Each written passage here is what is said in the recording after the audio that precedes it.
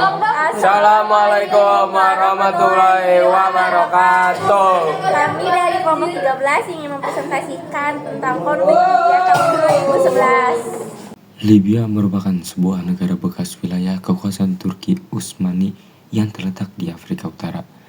Libya mulai menjadi negara merdeka pada Desember 1951. Pada awal tahun 2011, muncul gerakan demokratisasi di Libya yang dipengaruhi oleh fenomena Arab Spring atau disebut dengan Jasmine Revolution. Nah, kejadian ini dinamakan Revolusi Melati karena revolusi ini ibarat satu tangkai bunga melati yang satu persatu mulai bermekaran. Revolusi pertama terjadi adalah revolusi di Tunisia pada 2010, kemudian lanjut ke Mesir, Aljazair, Bahrain, Yaman, dan sampai akhirnya di Libya. Gerakan demokrasi ini menyebabkan konflik yang berujung pada perang saudara antara pasukan pemerintah Libya di bawah pimpinan Muammar Gaddafi dengan golongan pergerakan National Transitional Council, Dewan Transisi Nasional.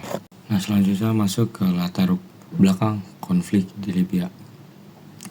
Dalam buku Revolusi Timur Tengah, Kejatuhan Para Penguasa Otoriter di Negara Timur Tengah pada tahun 2011, karya Apriyadi Tamburaka, konflik yang terjadi di Libya berhubungan erat dengan corak pemerintahan otoriter Presiden Muammar Gaddafi yang memimpin selama 30 tahun. Nah, tepatnya pada tahun 2011, rakyat Libya mulai berani menyuarakan pendapat mereka soal kepemimpinan Gaddafi yang dinilai mulai nggak benar. Mereka juga mau ikutan tren revolusi yang dilakukan sama negara-negara tetangganya dan menurunkan pemimpinannya. Tapi ternyata hal ini malah bikin masalah baru. Ternyata kudeta kali ini nggak sama dengan kudeta yang pernah mereka lakukan terhadap Raja Idris I.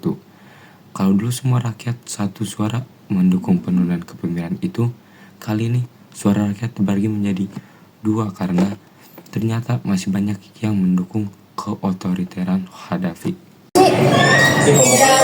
Beberapa faktor lain yang menjadi latar belakang konflik Libya pada tahun 2011 yaitu, yang pertama ada tindakan represif militer terhadap rakyat sipil, dan kedua munculnya kekuatan organisasi politik revolusioner Islam, dan yang ketiga pemerintah melakukan pelanggaran pembentukan partai politik, dan yang keempat pembatasan kebebasan masyarakat sipil. Nah, jadi awalnya mulai dari hilangnya kebebasan pers, media di Libya nggak boleh sembarangan nayangin berita. Jadi semua harus di bawah kontrol pemerintah. Masyarakat juga nggak boleh mengeluarkan pendapat yang nggak sejalan sama apa yang dibawa sama Muammar Gaddafi. Terus mulai ada kesenjangan sosial dalam masyarakat Libya. Padahal kan salah satu poin utama dalam janji awal Gaddafi adalah penghapusan kelas sosial. Tapi karena banyak terjadi korupsi dan nepotisme, harta negara banyak berputar dan dinikmati sama keluarga Gaddafi aja. Sedangkan negerinya mulai jatuh miskin. Alur konflik di Libya berakar dari gerakan perlawanan yang terpusat di Benghazi. Gerakan perlawanan tersebut memunculkan aksi demonstrasi di sejumlah kota-kota besar Libya untuk menentukan kekuasaan rezim Gaddafi. Pemerintah Gaddafi menanggapi demonstrasi tersebut dengan tindakan represif. Tindakan represi pemerintah Gaddafi membuat gerakan perlawanan semakin anarkis di bawah pimpinan Mustafa Abdul Jalil. NDC melakukan pemberontakan bersenjata terhadap rezim Gaddafi pada akhir Februari 2011. Protes ini berkembang menjadi pemberontakan dan perang saudara. Pada saat ini, posisi Gaddafi udah di ujung tanduk banget nih. Gaddafi punya pilihan untuk menyerah dan turun dari jabatan. Tetapi, Gaddafi malah memilih sembunyi sehingga menjadikan konflik ini lebih panjang. Pada 19 Maret 2011, pasukan NDC dan NATO melakukan penyerangan terhadap pusat-pusat kekuatan Gaddafi di Tripoli. Kelompok oposisi ini membuat serangan pertama dengan meluncurkan 40 bom di bandar udara di Tripoli, salah satu kota besar yang dikuasai pendukung Gaddafi. Operasi ini bernama Operation Outside Dome yang dipimpin oleh Perancis dan Inggris. Pada 20 Oktober 2011, pasukan NTC yang didukung NATO berhasil mengelumpuhkan pasukan Gaddafi di Sirte.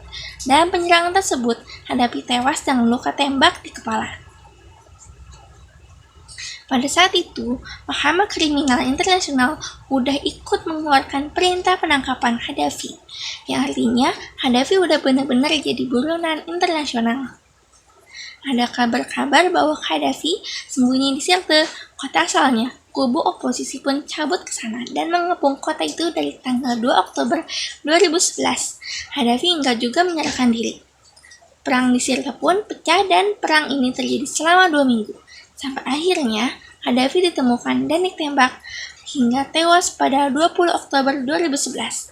Akhirnya, setelah 42 tahun masa kepemimpinannya, Gaddafi pun berhasil digulingkan.